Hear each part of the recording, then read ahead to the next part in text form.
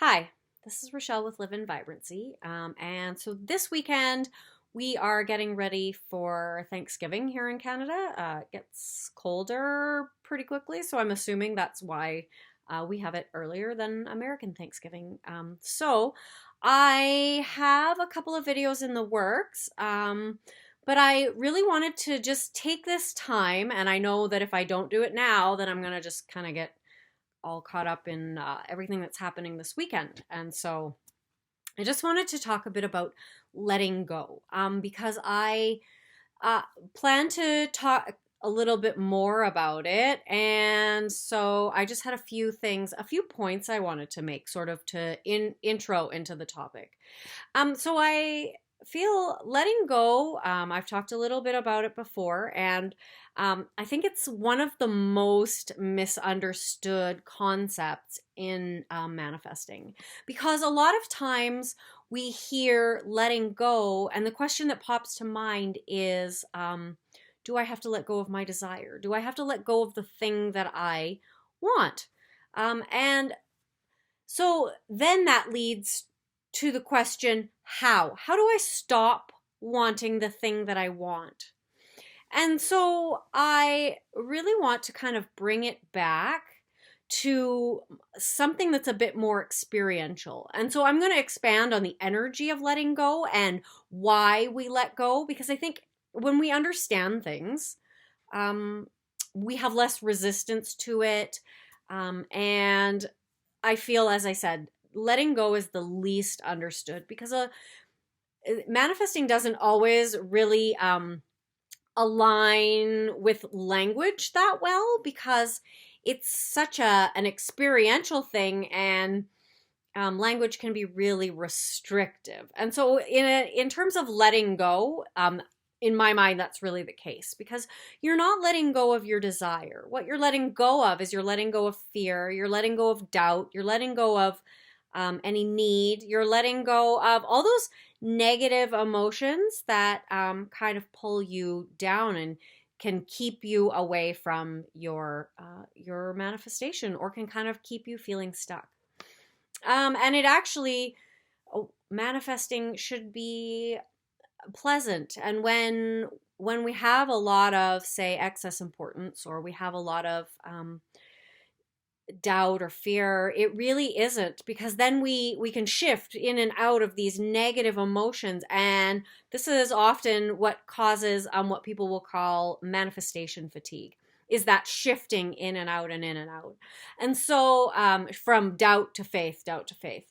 And so I want to talk a little bit about letting go, just as I mentioned, to kind of intro it before I really start to pull it apart this coming week.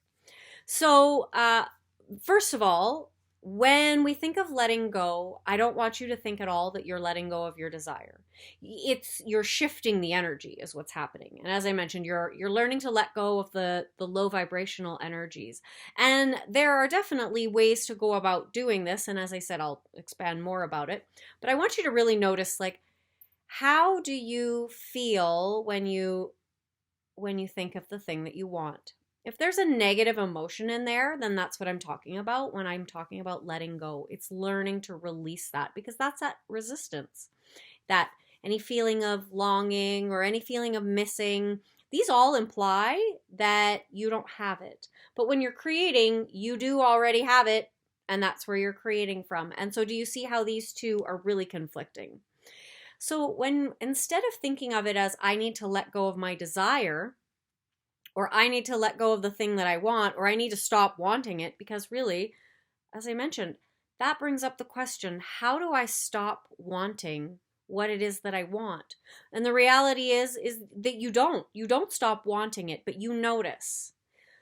When you move into that space where you feel as if it's not yours, or where you feel some sort of lack, some sort of fear, some sort of doubt, I want you to notice that. And then I want you to take that moment, and this is sort of to give you a bridge between the two, to move into that moment. And if you have to, move into presence. If you can't move away from that negative that negative emotional and physical experience when you think of what you are creating, then I want you to, then your body is sort of running the show. And so we want to, and that's often what will trigger the thoughts. And so then we want to use the shortcut, and we go into the mind through the body. And so in that moment, I want you to, if you notice, and this is the key, you want to really notice yourself. So when you notice yourself moving into that space, it could be anger, it could be lack, it could sorry, I can talk. Anger, it could be doubt, it could be fear. The key is you have to notice it. So when you notice it, if you're not able to just shift your thoughts and go head down a new experiential trajectory, then I want you to move really into presence. And so just really put all your focus on your breathing.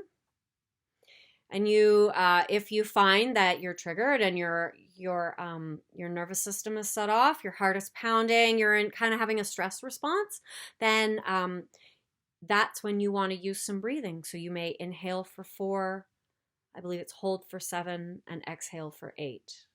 And then hold for 4, inhale for 4, hold for 7, and exhale for 8. Something like that. I know what I just, yeah, I guess I refer to my notes a little too much. So anyway, I digress. I want you to notice yourself, get really present. So you're just going to put all your attention on your body. You're going to pull your attention away from the external as much as possible and just put it on how you feel. Like, can you feel your clothes against your skin?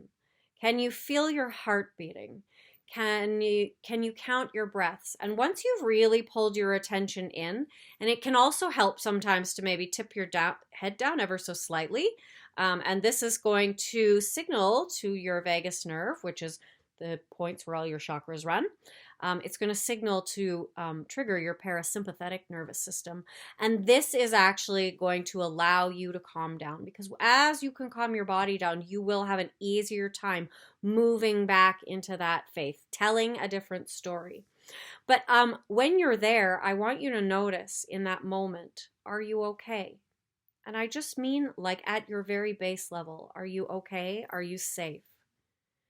And when you can find that really calm space, I want you to notice what that feels like, because that's letting go.